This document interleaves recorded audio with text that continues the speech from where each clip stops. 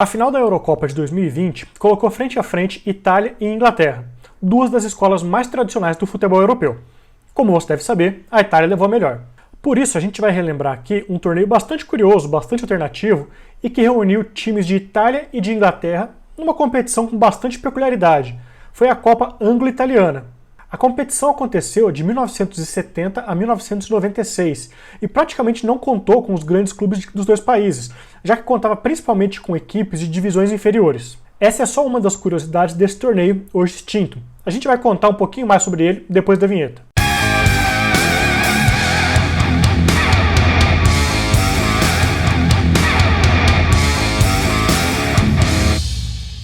Antes da gente falar sobre a Copa Anglo-Italiana, eu quero te fazer um convite.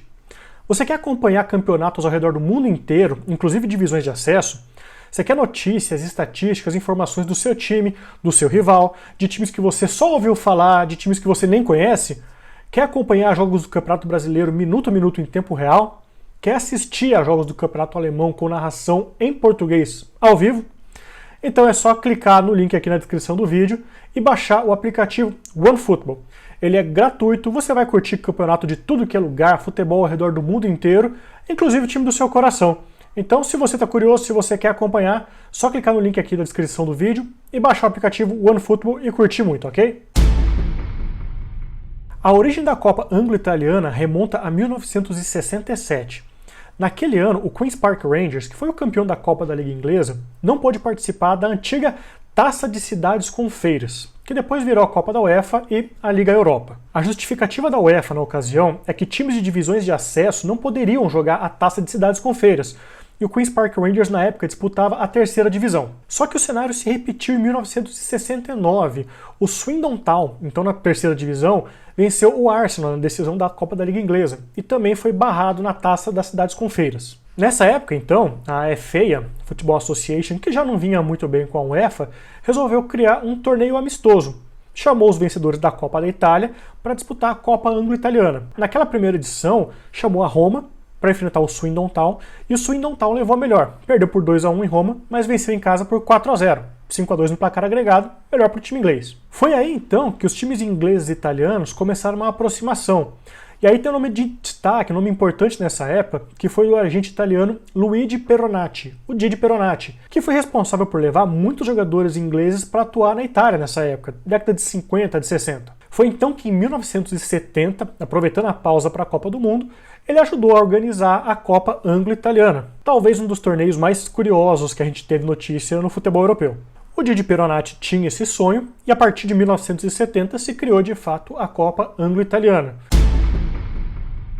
Basicamente o regulamento se manteve o mesmo ao longo dos anos, apesar de uma mudança ou outra no número de participantes.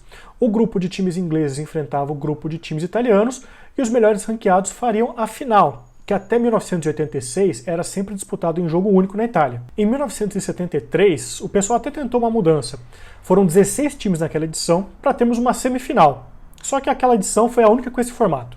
Na década de 80, a competição era disputada apenas por clubes já semiprofissionais. Chegou a ter 4 times que ali entravam já para disputar semifinais e final. Em 86 o torneio deu uma pausa e voltou só em 92. E aí retomou aquele formato antigo, de 16 times, 8 ingleses, 8 italianos.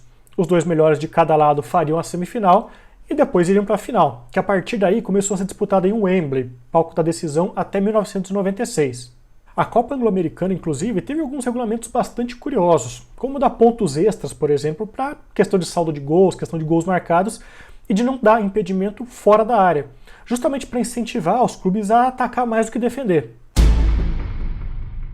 Uma característica bastante marcante da Copa Anglo-Italiana foi a completa falta de critérios para a classificação dos times.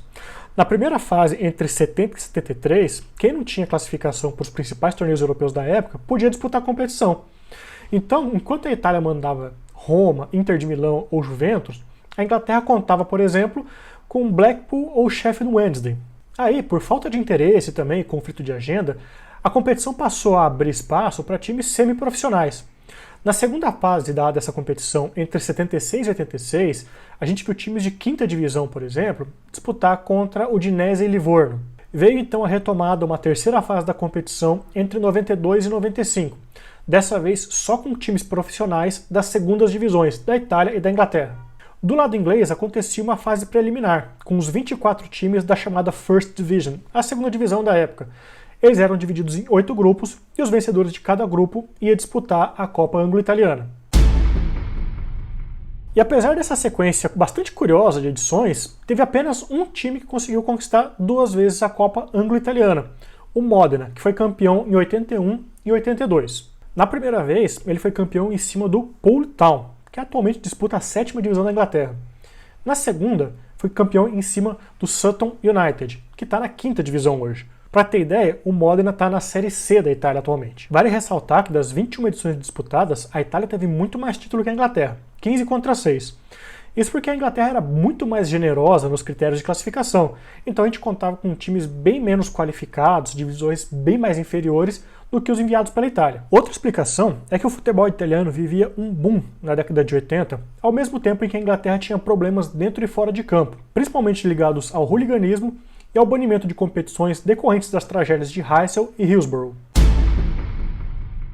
Um dos jogos mais lembrados dessa competição foi justamente em 1970, na decisão entre Napoli e Swindon Town. Na decisão no estádio São Paulo, o Swindon Town abriu 3-0 e a torcida do Napoli ficou bastante chateada, bastante irritada. Começou a atirar pedras e garrafas em campo.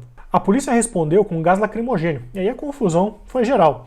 A arbitragem até tentou seguir a partida, mas viu que não tinha condição e aos 34 minutos do segundo tempo encerrou o jogo. Melhor para o Swindon Town, que ficou com o título. Outro jogo bastante marcante foi a decisão de 95 entre Birmingham e Ancona, que ganhou o apelido nada singelo de Batalha de Ancona. O clima esquentou tanto que rolou uma briga generalizada tão logo acabou o jogo. O técnico do Ancona sofreu uma fratura no maxilar e um dos árbitros assistentes precisou ser internado depois da partida. E outra final marcante foi a de 94, na qual o Brescia, do George Hagi, venceu o Notts County por 1-0 em Wembley. Você talvez reconheça esse jogo por causa dessa foto aqui, que acabou mais tarde sendo a capa do jogo FIFA 96. O que não faltou foi motivo para o insucesso da Copa Anglo-Italiana, em especial a violência, que manchou bastante o torneio, principalmente no momento em que a tragédia de Heysel, num jogo que reuniu ingleses e italianos, ainda estava tão fresca na memória do torcedor. Mas a falta de relevância da competição também pesou. Por um time de menor expressão, uma eventual disputa fora do seu país, uma viagem para acompanhar, talvez fizesse sentido. Mas para um time médio, como o Middlesbrough ou Genoa, por exemplo, talvez não fosse tão atraente. Assim, tanto a audiência na televisão quanto a presença de público atingiam níveis modestos e tinha jogo na fase de grupos que não passava dos 1000 torcedores. Então, a Copa começou a virar sinônimo de prejuízo para os clubes, que muitas vezes se recusavam a participar. Veio em 96, a organização alegou falta de datas e, por fim, o torneio foi encerrado. Bom, essa foi a história da Copa Anglo-Italiana. Se você curtiu, se você acha que faltou contar alguma história referente ao torneio, deixa aí nos comentários, se inscreve no nosso canal e ativa as notificações para receber o aviso de novos vídeos. E se você gosta do trabalho do Última Divisão e quer apoiar a gente, tem 2 caminhos: catarse.me/ultimadivisão ou ultimadivisão.com.br/apoie. Toda ajuda que você puder dar pra gente é sempre bem-vinda para a gente continuar com os nossos conteúdos no YouTube, no nosso site, nas nossas redes sociais. Quer seguir o trabalho do Última Divisão? ultimadivisão.com.br, além do canal ou das redes sociais. Última Divisão tá no Facebook, no Twitter, no Instagram e na Twitch. Segue a gente por lá. E por hoje é só, pessoal. Até o próximo vídeo.